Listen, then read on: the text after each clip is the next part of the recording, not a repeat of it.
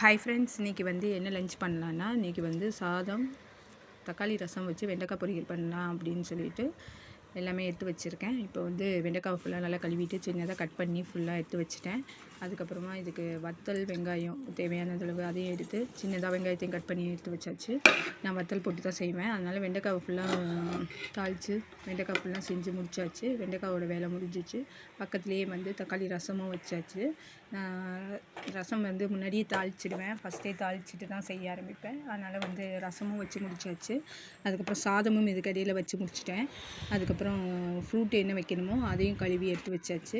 அப்புறம் ஃப்ரூட் தேவையானதை கட் பண்ணி வச்சுட்டேன்.